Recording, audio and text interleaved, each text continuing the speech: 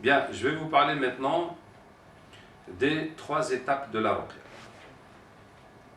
Comme je vous ai dit, on est un groupe, alhamdoulilah, on a plus de 60 centres à travers 15 pays. Donc, plus on avance, et ça c'est depuis 2005. Ça veut dire que jusqu'à 2005, je faisais la ruqya chez moi à Paris, en France. Je n'avais pas formé 10 personnes en 10 ans. Hein? Mais la première fois que j'étais en Afrique, masha'Allah, en 3 semaines, au Niger, j'ai formé une quinzaine de raqis. J'ai fait 17 conférences. C'est ça. J'ai parlé 5 fois à la radio. Et j'ai fait un stage de psychothérapie. Et j'ai rencontré les responsables associatifs, etc. etc. Masha'Allah. Ah, je me suis dit, moi je voudrais faire toute ma vie comme ça. Et alhamdoulilah, Allah Ta'ala a facilité que toute l'année, je suis en tournée. Même si je pouvais me multiplier pour aller dans plusieurs pays à la fois. Ah, Masha'Allah, qu'Allah Ta'ala nous aide. Mais voilà, Internet est là pour multiplier.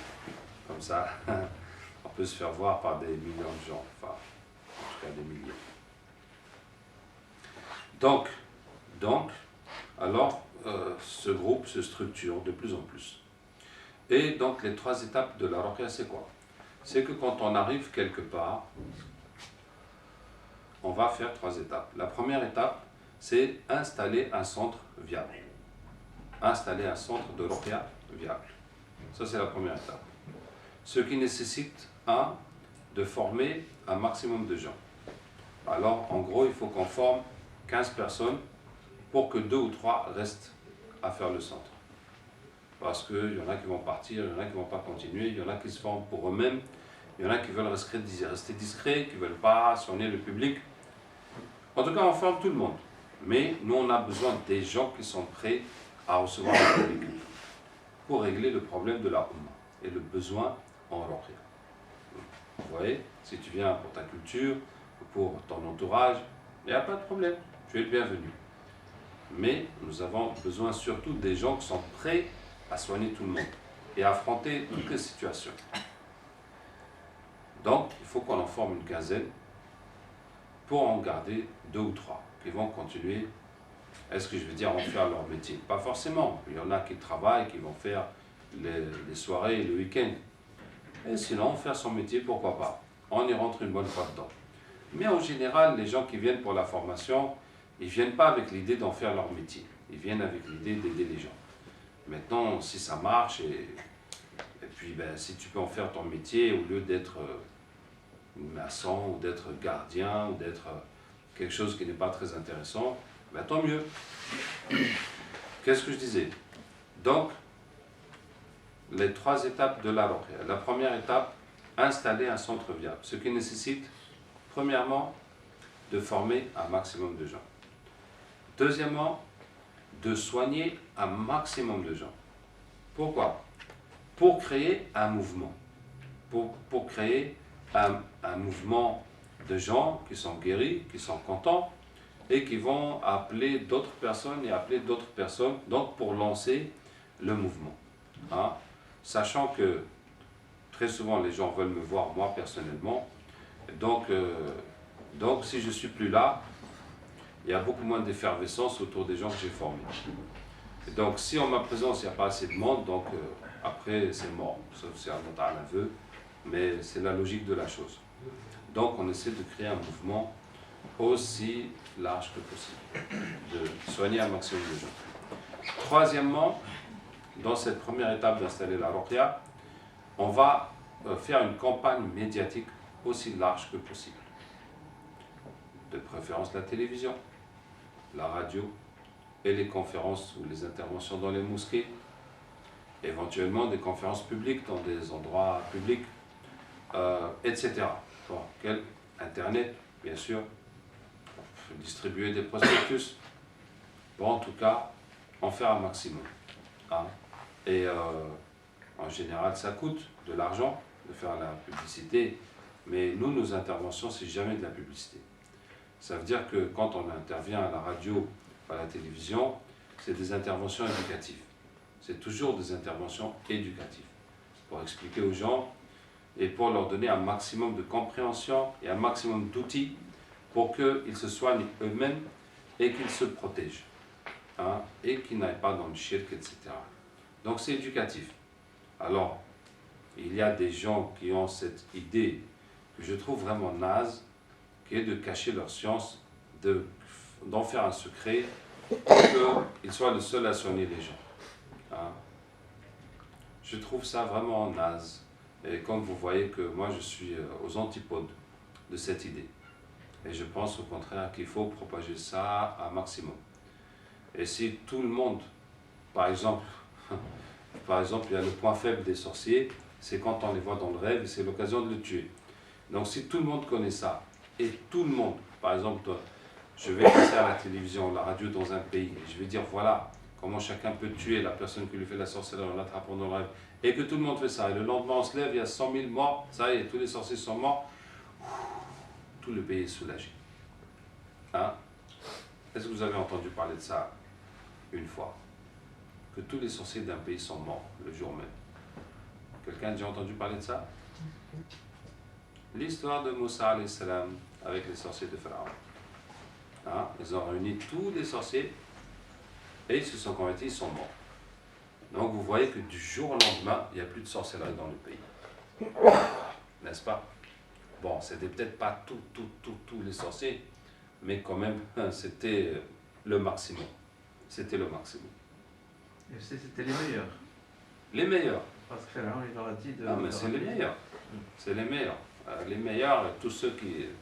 Bon, même, c'est-à-dire, s'il en reste, c'est pas très... c'est pas grand-chose. Donc voilà un exemple comment, clac, Allah a retourné la situation en un jour. Ouais, c'est possible. Que disais-je? Une campagne médiatique aussi large que possible. Alors, dans la campagne, il y a les gens, je vous dis ça coûte de l'argent, il y a les gens qui viennent se soigner, donc ça nous fait récupérer nos frais, et puis éventuellement gagner de l'argent, machallah. Mais même les gens qui ne viennent pas, il y a beaucoup de gens qui ont vu et qui vont en parler et qui vont savoir ça. Donc peut-être que le jour qu'il sera malade ou qu'il aura un malade, ou peut-être qu'il va rencontrer quelqu'un qui dit « ouais, je suis parti là-bas, c'était bien ». Et donc c'est un acquis. Ça veut dire que cette information qu'on a mise dans la tête des gens, même s'ils ne vont pas tout de suite se soigner, en tout cas c'est un plus. Hein, c'est un plus. Donc on essaie de faire une campagne médiatique aussi large que possible. Ça c'est le troisième point dans la première étape de la Ruqya, qui est installer un centre viral. Donc je vous ai dit former un maximum de gens, soigner un maximum de gens, faire une campagne médiatique aussi large que possible. Et le quatrième point, c'est visiter les autorités religieuses et les autorités administratives. Donc les responsables religieux, là où on est, on va les visiter pour leur expliquer ce qu'on fait, puisque c'est une action de l'islam, ce n'est pas des médecins sans frontières ou quelque chose comme ça. Hein. Donc on veut que les imams, que les savants, que les leaders religieux comprennent, acceptent, soutiennent l'action qu'on fait, même l'intègrent, si possible, dans leur cadre islamique.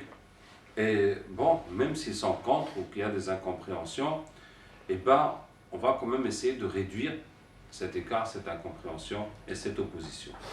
Hein? Mais autant que possible, on va essayer de les visiter, de les expliquer avant que d'autres ne viennent leur raconter n'importe quoi. Et alors, les gens sont tellement forts pour raconter n'importe quoi. Les gens sont tellement forts pour raconter n'importe quoi. C'est des histoires abracadabrantes que les gens racontent sur nous. Hein? Qu'Allah ait pitié de nous. Allah dit « Fikum sama'una lahu » Et il y en a parmi vous qui les écoutent. C'est ça. Il y a les hypocrites, au temps du prophète qui sortaient des mauvaises rumeurs, etc. Et puis, il y en a parmi vous qui les écoutent. Allah dit. C'est ça le problème. Donc, que disais-je? Donc, on va visiter les responsables religieux autant que possible. Tous les gens influents, tous les gens importants, tous les gens incontournables, pour leur expliquer ce qu'on fait, etc.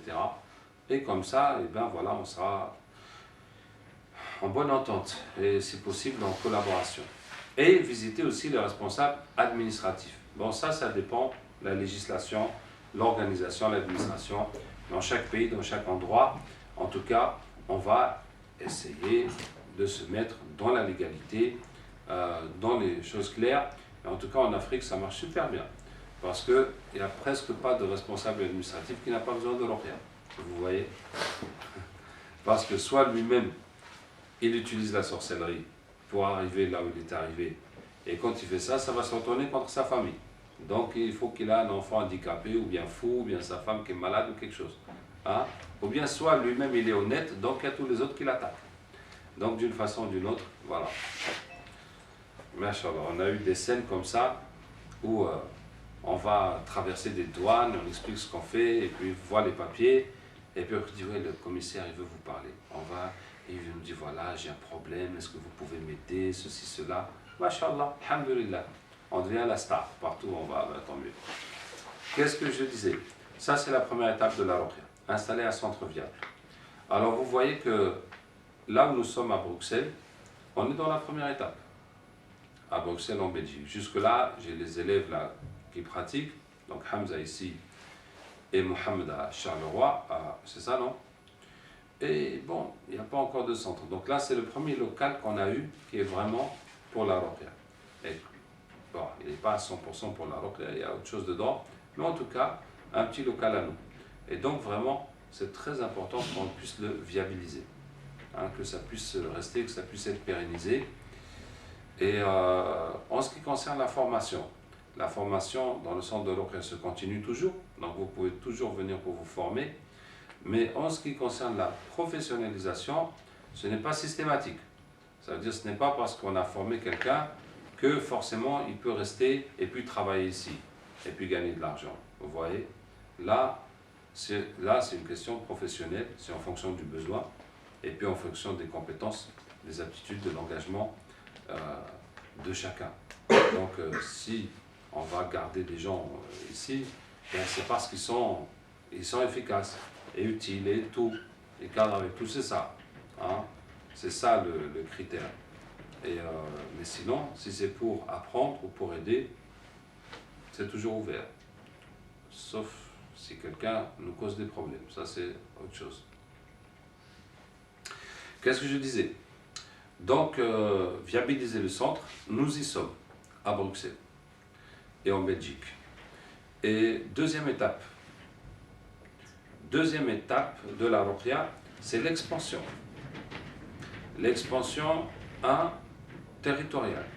Ça veut dire une fois qu'on a installé un centre dans un pays, dans une ville, on va chercher à multiplier les centres pour se rapprocher des gens, pour se rapprocher, aller dans les autres villes, s'il faut, si la ville est très grande, faire des centres dans les autres quartiers. Deuxièmement, l'expansion dans les médias. Une fois que le centre est là, on va essayer d'aller de plus en plus dans des médias différents. Parce qu'il y a un principe très simple qui dit que chaque média a son auditoire. Hein? Et si on utilise toujours le même média, eh ben, on va se limiter à un auditoire particulier. Donc, par exemple, juste pour vous donner, par exemple, les magazines de femmes, les magazines de scandales et d'affaires, ma copine m'a piqué mon mari, ouais ceci, ouais cela, les affaires où les femmes racontent leurs histoires, et bien ça c'est très bon, parce que plein de femmes, elles ont des problèmes de sorcellerie, et puis elles ne savent pas où s'adresser, elles s'adressent aux mauvaises personnes. Donc si on peut avoir une patiente qui raconte, ouais, moi j'étais comme ceci, cela, j'étais presque folle, et puis je suis allé chez les gens, ils m'ont fait la ruqya, j'étais guéri, et puis elle fait son témoignage, ben c'est une super pub pour nous, vous voyez. Donc, bon, en tout cas un maximum, là où on peut s'exprimer, tant mieux, qu'Allah Ta'ala nous aide. Je disais, et le troisième point, c'est la collaboration avec le corps médical. Alors ça, c'est un point très important. C'est un point très important, la collaboration avec le corps médical. Cette collaboration se fait à deux niveaux.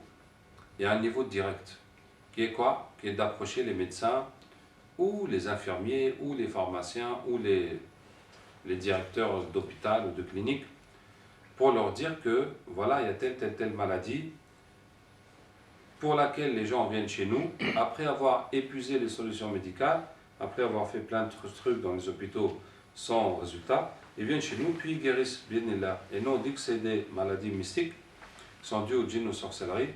Donc voilà, si vous avez des patients comme ça, et si vous voyez que vous-même, vous en sortez pas, ben vous pouvez nous les envoyer.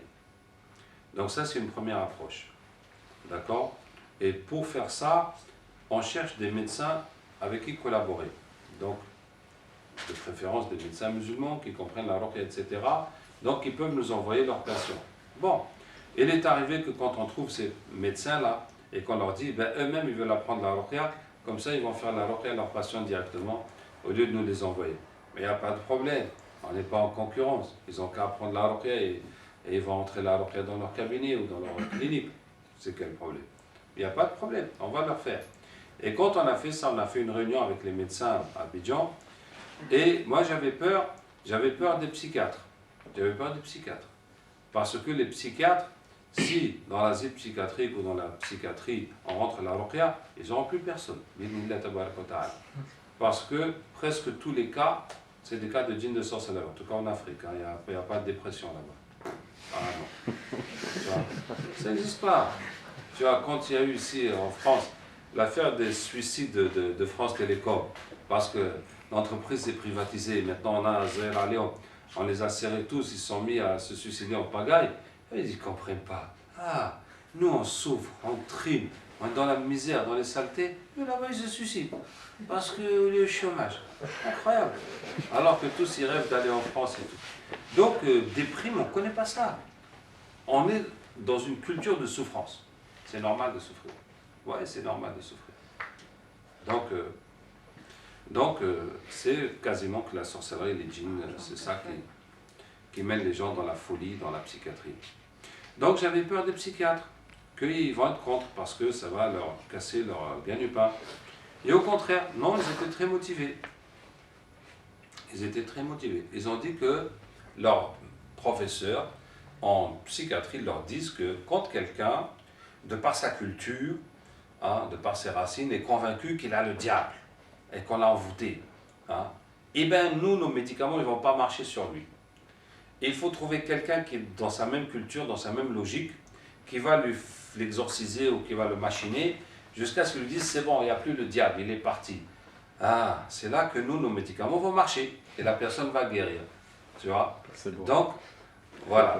Là où vous êtes, ben, il faut trouver les gars là qui chassent le diable et tout, et leur dire de venir chasser les diables chez vos malades. Comme ça, après, les médicaments vont marcher à 100%. Nickel. Là, on a dit, pas de problème, on est là. Pour chasser les diables et pour leur enlever ça de la tête. Et après, continuez vous avec vos médicaments. Et puis, Inch'Allah, les gens vont guérir et tout va bien se passer. Donc, c'était super. Qu'est-ce que je disais?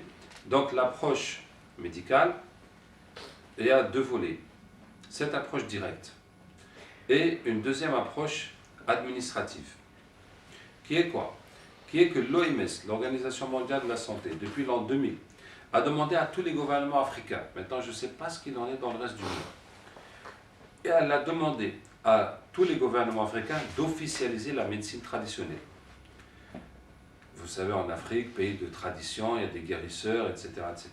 Bon, il y a des sorciers, mais il y a des guérisseurs aussi par des plantes et tout. Donc, partout où le ministère de la Santé arrive, on amène la médecine des Blancs. On amène la médecine des Blancs, la logique des Blancs, et on écarte toute leur culture. Bon, après avoir fait ça pendant je ne sais pas combien d'années, ben, ils se sont réveillés que non, on a eu tort d'écarter tout ça. Il faut qu'on récupère ce qui est bon dans la culture médicale africaine. D'accord? Et donc, ils ont fait ce programme.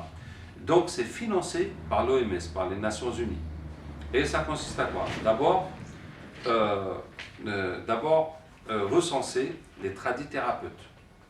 Et dans la liste des tradithérapeutes, il y a exorcistes, spiritualistes et autres. Ils ont mis tellement de noms dedans. Donc, nous, on est concernés à 100%. On n'a pas besoin de se cacher derrière les plantes, ou derrière l'huile, ou derrière quelque chose, ou derrière les ventouses. Non, on est des exorcistes, des raqis. On soigne par le Coran, les djinns, la sorcellerie, voilà le mauvais œil. C'est clair et net. Et qu'est-ce que je veux dire? Donc, ils vont les recenser. Dans un deuxième temps, ils vont leur donner une formation pour les compléter, une formation à la gestion, à la tenue des dossiers, des fiches et tout, et une formation médicale sur certains points médicaux qui peuvent échapper à ces tradithérapeutes. Et troisièmement, ils vont observer leur travail. Ils vont analyser leurs produits et ils vont voir leurs résultats Et si le résultat est positif, ils vont les officialiser. Ça veut dire que la personne maintenant, c'est un soignant officiel. Par exemple, s'il guérit les jambes cassées, ou s'il guérit la stérilité, ou s'il guérit le diabète, voilà, à l'hôpital, on va lui dire, allez chez le monsieur, lui il guérit ça, il fait ça très bien, et voilà. Et ces consultations seront remboursées par la sécurité sociale, etc. Et pour vous dire, on a visité un directeur de CHU, centre hospitalier universitaire, un grand CHU en Abidjan, et le directeur c'était un militant musulman, et il nous a dit qu'il va dire à ses chefs de service de nous envoyer des malades qui correspondent aux pathologies que nous avons dit, et si le résultat est bon, ils vont nous ouvrir un service dans le CHU. Vous voyez? Donc on va avoir un service Ruqya dans l'hôpital, et quand tu vas chez ton, comment on appelle ça, quoi gastrologue, ou bien chez ton dermatologue, ou bien chez ton gynécologue, ou bien chez qui que ce soit, il va te dire, monsieur, votre problème, c'est un peu bizarre. Il faut passer d'abord chez les gens qui font la ruqya, service bâtiment H, etc. Et quand vous finissez là-bas, vous revenez ici. Alhamdulillah. Toi, tu es là avec ta blouse blanche. Et bismillah, wa qur rabbi a'udhu bika min ukhruj aduwallah. Voilà, mashallah. Et tu es là, dans l'hôpital, on te paye, tu es propre, et puis mashallah. En Europe, c'est possible ça. Vous parlez beaucoup d'Afrique. Je parle beaucoup d'Afrique. Donc, c'est très important. Et je dis au Raqi en Afrique, c'est la voie de l'avenir. C'est la voie de l'avenir. On ne peut pas rester comme ça dans le noir. On ne peut pas rester comme ça dans l'informalité. On doit s'officialiser. Et mashallah. Et de tous les tradithérapeutes, nous sommes ceux qui pouvons le plus profiter de cette occasion. Hein, parce que nous sommes les mieux organisés et ceux qui ont les meilleurs résultats. Hein, donc on doit s'infiltrer dans cette voie-là, de se faire reconnaître par le ministère des Affaires, le ministère de la Santé, et de se faire analyser nos résultats jusqu'à ce qu'on soit officialisé. Donc il y a ça, il y a un autre aspect dedans, il y a un autre aspect qui n'est pas dit, tu vois, mais il faut réfléchir un peu pour comprendre. Quand il dit qu'on va vous recenser, et puis on va vous former, et puis on va vous observer, et ceux qui ont les bons résultats, on va les officialiser. Et ceux qui ont les mauvais résultats, on va les interdire. Puisque si tu fais quelque chose qui fait du mal aux gens, ou qui n'apporte pas d'utilité aux gens, donc tu n'as plus de raison d'exister. Hein? Et c'est là qu'on va coincer les sorciers. Ouais, et c'est là qu'on va coincer les sorciers. Parce qu'aujourd'hui, on vous invite à vous recenser dans l'espoir d'être officialisé. Mais une fois que suffisamment de gens seront recensés, qu'est-ce qu'on va dire? On va dire ceux qui ne sont pas déclarés et n'ont pas le droit d'exercer. Parce qu'on vous a dit de venir pour vous former, pour vous officialiser, pour tout ça, et vous vous cachez encore. Qu'est-ce qu'il y a? Il y a un problème. Il y a un problème. Si ce que vous faites c'est bien, allez-y, venez. Donc, c'est ça qui est derrière, qui n'est pas dit. Donc, si nous avons des gens dans le ministère de la Santé, dans l'administration, qui vont pousser les démarches et qui vont dire, voilà, à partir de telle date, ceux qui ne sont pas reconnus sont interdits. Et on va les attraper, on va les condamner pour pratique illégale. Vous voyez? Et c'est comme ça qu'on va coincer les sorciers. Mais en France, vous êtes sous quel statut en France? L'exorcisme n'existe pas encore, je suppose. Et oui, en France, nous avons le statut de consultant. Donc, consultant, mais ça c'est juste un statut vis-à-vis de l'URSSAF, vis-à-vis du ministère du Travail. Pas voyant ou quoi que ce soit, non. Pas Il y en a qui est voyant, c'est-à-dire le cher chez qui je me suis formé, lui il était voyant médiocre, mais c'est que le nom. Parce qu'en vérité, hein, dans toutes les catégories professionnelles, c'est celle qui se rapproche le plus. Tu vois, même si c'est à l'opposé, mais eux ils ne vont pas comprendre ça. Et vous guérissez par le Coran, les autres, comment veux-tu qu'ils fassent la différence? Vous priez, les autres prient à leur façon, chacun prie son Dieu. Hein, que ce soit le Dieu ou le diable, qu'est-ce que ça change pour eux? Qu'est-ce que je disais? Sinon, on préfère consultant, parce que même quand tu remplis tes papiers pour l'école, ou pour une banque, ou pour quelque chose, tu dis consultant. Ah, machallah, on te respecte bien comme il faut. Donc, voici la voie médicale. Donc, en tout cas, en ce qui concerne l'Europe, les pays même sont différents.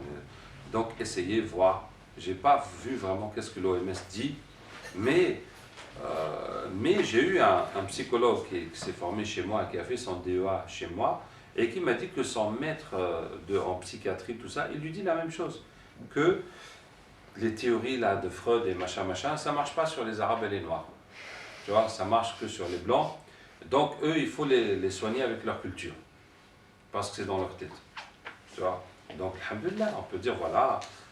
En tout cas, ceux qui vont gagner, c'est la Sécu. À la sécurité sociale, on dit, on peut guérir les fous. Et Allah, prenez-les tous. Hein, parce que l'argent que ça leur coûte, mashallah. Qu'Allah nous aide. Donc, je vous disais, la deuxième étape, c'est l'expansion. D'abord, expansion géographique. Deuxièmement, expansion dans les médias. Troisièmement, la collaboration avec le corps médical. Et le corps médical, vous savez, même le gardien, même le portier de l'hôpital, c'est quelqu'un d'important. Tu vois, en tout cas, en Afrique, le portier est là, on va lui expliquer, nous, on guérit ça. Quand tu vois des gens entrer avec des maladies bizarres, discute un peu avec eux, puis tu peux leur dire, venez chez nous. Voilà, chaque patient que tu nous envoies, on te donne 1 euro ou 2. Masha'Allah. Voilà, on a gagné un bon point. Qu'est-ce que je disais? Le quatrième point dans la deuxième étape, c'est comment on appelle ça? La formation des imams. La formation des imams. Alors, très souvent, les imams sont les grands absents de nos campagnes de Ruqya, comme on peut le voir aujourd'hui. Je ne sais pas si le frère est imam. Si? Voilà, il y en a un qui a sauvé l'honneur. Bon. En tout cas, souvent, c'est les grands absents. Bon, on ne fait pas des reproches aux imams, mais ils ont des occupations. Tu vois? Mais c'est vrai que chacun voudrait prendre l'imam. Si c'est les gens de la da'wa, on veut l'imam. Si c'est les gens du ilm, on veut l'imam. Si c'est les gens du hajj, on veut l'imam. Comme ça, tout le monde va suivre. Ouais. Ben, nous aussi, on aurait voulu que les imams fassent la ruqya. Comme ça, ça va régler le problème de la umma. Bon, en tout cas, constatant l'absence ou le manque des imams, et imams ou cadres religieux, d'une façon générale, les imams, les ustaz, si on est en Afrique, on dit les arabisants, tous ceux qui ont fait les études arabes, qui sont forcément des études religieuses. En tout cas, les imams, les ustaz, les cadres religieux. Donc, on a développé une action en direction de ces cadres religieux. Et qui est quoi? Et qui est d'établir un programme de formation spécifique pour les imams en 3 niveaux. Premier niveau, la compréhension du sujet. Comprendre le sujet de l'arabe. Ça, c'est le premier niveau. Comprendre comment ça fonctionne, comment on sait qu'on est malade, comment on doit se soigner, qu'est-ce qu'il ne faut pas faire, qu'est-ce qu'est le shirk, etc. pour qu'ils puissent comprendre les problèmes des fidèles et les orienter. Et je considère que cette formation est nécessaire aux imams, surtout dans les endroits où les problèmes de djinn, de sorcellerie sont très communs. Hein? Comment tu peux vivre dans un endroit, une culture, il y a plein de djinn, de sorcellerie, et tu ne veux pas toucher à ça, tu ne connais pas ça. Et tu ne peux rien dire aux gens. Et forcément, quand tu n'as pas de réponse, les gens vont chercher ailleurs. C'est quand même, je pense, une des responsabilités des imams. Mais ce n'est pas leur faute, puisque là où on forme les imams, on ne parle presque pas de ça. On ne parle presque pas de ça. Et malheureusement, les cours islamiques, je vais dire presque partout, ne sont pas adaptés à la réalité. Ça veut dire qu'il n'y a pas un module quand vous allez dans une formation islamique, dans n'importe quelle université, voilà par rapport aux problèmes contemporains de telle situation, comment on va vous enseigner à gérer ça. N'est-ce pas? C'est la religion telle que Allah a descendu sur le prophète sallallahu alayhi wa sallam, telle que les imams et les savants ont enseigné depuis le temps, et puis c'est tout. Hein? Donc, formation des imams en 3 niveaux. Premier niveau, la compréhension du sujet. Ce cours de la compréhension du sujet, c'est le cours que nous avons fait hier. D'accord? C'est ça qui est la compréhension du sujet. Deuxième niveau de formation des imams, qu'est-ce qu'on peut faire dans la ruqya sans prendre de risques? Beaucoup d'imams, comme beaucoup de gens, de toute façon, ont peur des djinns et des sorcelleries, ont peur des conséquences s'ils font la ruqya, même s'ils n'ont pas peur pour eux, ils ont peur pour leur famille, donc ils ont peur. Parce que quand tu apprends que l'autre il a eu un enfant handicapé, waouh, ben, ça te fait réfléchir bien comme il faut, avant de t'engager, etc.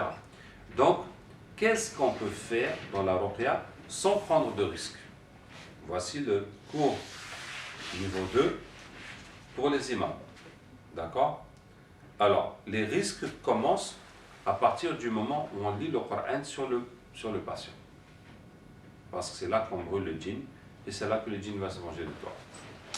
Oui? Quand quelqu'un se soigne lui-même et qu'il reste sur lui-même, est-ce que lui prend un risque?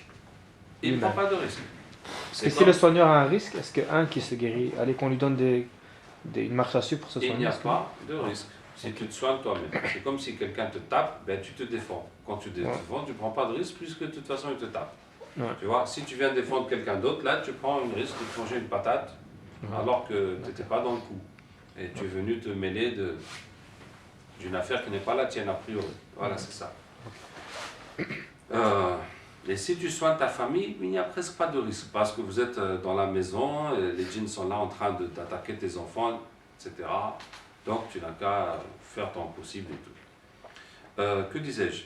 Donc le risque commence quand on lit le Coran sur le patient. Donc qu'est-ce qu'on peut faire en ruqya sans lire le Coran sur le patient? On peut lui écrire les versets du Coran et lui donner pour diluer dans l'eau et pour se laver avec, boire, asperger la maison. Et cette procédure est extrêmement bénéfique. Vous voyez? On peut dire le Coran dans l'eau ou dans l'huile et donner ça aux patients pour qu'ils se soignent avec. D'accord? Maintenant, pour les imams, on ne leur dit pas de lire dans l'eau et de donner l'eau aux patients parce que c'est tout un problème d'avoir assez d'eau, etc.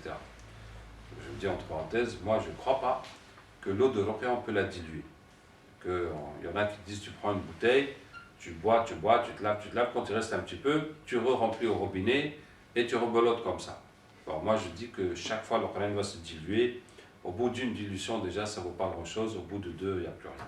Comme si tu dilues du lait ou du jus avec de l'eau. Donc très vite il n'y aura plus rien. Qu'est-ce que je disais? Donc ce qui est plus pratique pour les imams c'est d'écrire le Coran et puis de donner. D'accord? Donc d'écrire, je ne vais pas vous faire toute la formation, mais en tout cas ça, de lire dans l'huile, de donner au patient et de lui dire d'aller acheter le sana en pharmacie ou chez les herboristes et de prendre ça pour boire, avec asperger à la maison, de lui donner les doigts pour se protéger, pour se battre dans les rêves, et puis voilà. Vous voyez que c'est déjà beaucoup. Et c'est très bénéfique. Ça veut dire que ça va donner des résultats. Les gens vont aller mieux. Les gens vont aller beaucoup mieux. Ça va résoudre beaucoup de problèmes. Bon, qu'est-ce qui manque? Il manque les ventouses. Donc, on va remplacer les ventouses par le fait de se masser avec l'huile. Ce n'est pas aussi efficace, mais avec le temps, ça donnera le résultat. Bon, il manque les ventouses, la lecture sur le patient, il manque le captage. Parler avec les djinns et sortir les djinns. D'accord? Bon. Mais, déjà, lui donner la feuille de Coran pour diluer, boire, se laver, asperger la maison, l'huile pour se masser, le sanamaki pour boire, pour vider le ventre. Bon, il peut en plus faire l'encens et faire le miel. C'est déjà beaucoup de choses. Vous voyez, sans prendre de risques.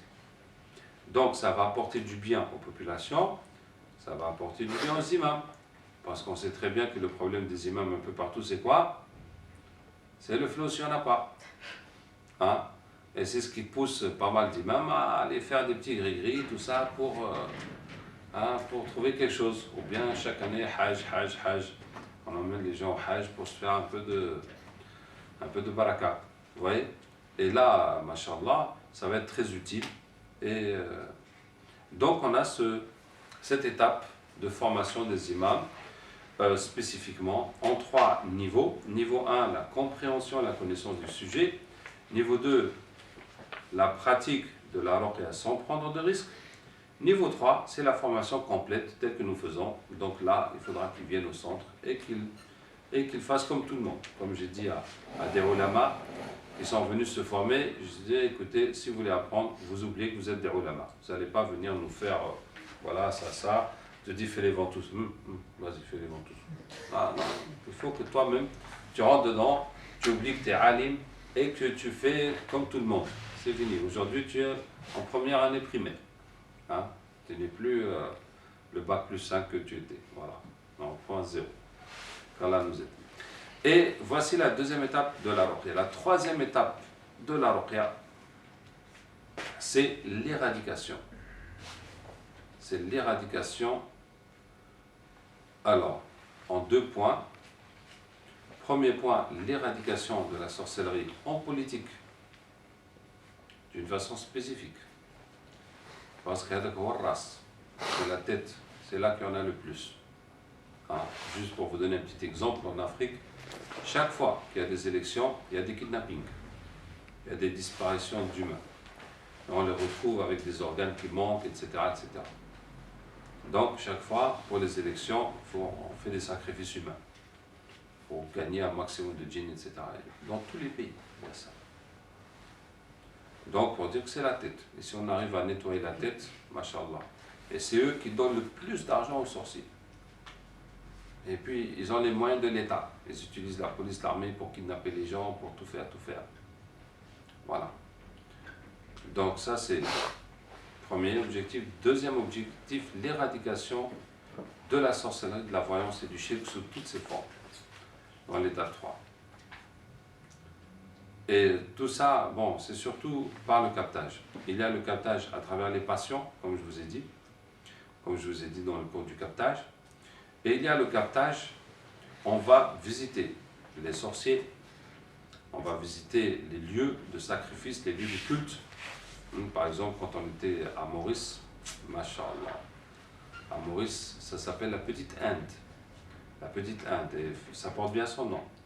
Et en Inde, la religion officielle, c'est l'hindouisme. Et en Maurice, la majorité est hindoue. Et il y a les temples partout. Les temples avec les statues, avec les offrandes, etc., etc. Donc, toutes les nuits, quand on a fini, on va en équipe et on va dans les temples et on va dans les bords de mer, là où ils font les sacrifices. Et dans les temples, on attrape le djinn, on convertit. Et on détruit tout ça. Et voilà. Pourquoi toujours la nuit? Parce qu'on travaille le jour, et aussi c'est plus discret la nuit, à vrai dire. Voilà. Sinon, qu'est-ce que des musulmans font dans un temple hindou? Il y a des hindous qui peuvent se poser des questions, puis les musulmans aussi ils vont aller, mashallah, raconter n'importe quoi. Ah, on a compris, lui, qu'est-ce qu'il fait? Regarde, Sulayman alayhi salam, quand il est mort, les shayatines ont sorti les livres de sorcellerie qui étaient sous son trône, parce qu'il les a cachés sous son trône pour que personne n'y touche. Ils ont dit, voilà, le pouvoir de Sulayman, c'était ça. C'est comme ça qu'il nous commandait, c'est avec la sorcellerie. Voilà, pour égarer les gens. Donc en tout cas, les shayatines, ils sont là pour... Bon, bref, on fait la nuit. Là, le jour, on travaille, et puis la nuit, on travaille aussi, machallah, qu'Allah nous aide. Que disais-je? Donc, à travers ça, et puis voilà, on va voir tous les lieux où on espère trouver le maximum de djinns de sorcellerie, toutes les personnes aussi. Je vais vous terminer avec cette histoire. On était dans une ville qui s'appelle Dogonduchi, au Niger. Et c'est la ville la plus réputée en sorcellerie dans tout le Niger. Hein? Et là-bas, on est allé visiter le chef des sorciers. Voilà, oh, le sommet de la pyramide. Masha'Allah. On est allé le visiter. Et pendant 2 jours, il fuyait. Et jusqu'à ce qu'on a fait des doigts, et puis, clac, on l'a attrapé. Et on l'a visité. On dit, voilà, on est venu soigner tout ça. On sait que vous aussi, vous êtes là. Hein, et on veut vous montrer ce qu'on fait. Et clac, on commence le captage. On ne lui laisse pas dire je suis de faites ou faites pas. On commence. Et on ramène les djinns qui est avec lui. On discute avec eux, on les convertit, on détruit tout ce qu'il a comme sorcellerie. Et puis on s'en va. Et on le laisse foudrage. Hein? Et il va nous faire le maximum de sorcellerie qu'il peut. Il va envoyer tous les djinns qu'il peut. On va tout ramasser, convertir, retourner contre lui. Et après, il va appeler tous les sorciers qu'il peut. Aidez-moi. Le blanc est venu gâter tout mon travail. Et ils vont envoyer tout ce qu'ils ont, comme djinn, comme sorcellerie. On va tout ramasser, convertir, retourner contre eux. Et comme ça, au bout de quelques jours, toute la sorcellerie sera neutralisée dans la zone. Et on a fait ça. Et puis, finalement, ils étaient 2 chefs sorciers parce qu'ils avaient 2 associations. Et on est parti chez l'autre. Et chez l'autre, quand on a ramené les djinns, les djinns nous ont dit, ouais, l'autre chef, il est venu voir le chef. Il lui a parlé que nous, on est venu détruire tout ce qu'il avait. Et ils se sont mis d'accord qu'ils vont faire une réunion, et ils vont réunir tous les sorciers, puis ils vont faire quelque chose contre nous. Le djinn a dit ça devant lui. Hein? Sauf que lui, il ne parlait pas français, donc on lui a traduit. Voilà ce qu'ils ont dit, que l'autre chef est venu te voir et vous avez décidé de faire une réunion contre nous. Il a dit, oui, nous avons une fête dans 2 jours, c'est une fête annuelle, où les sorciers viennent de partout. Et ils font leurs rituels, tout ça, tout ça. Ah, j'ai dit, est-ce qu'on peut venir? Ils ont dit, oui, vous pouvez venir. Allahu Akbar. Masha'Allah. Voilà, toute ma vie, j'ai lu l'histoire de Moussa alayhi salam avec les sorciers. Et aujourd'hui, ça va être la pratique. On y va. Les sorciers sont réunis. Allahu Akbar. À l'attaque. Masha'Allah. On est parti.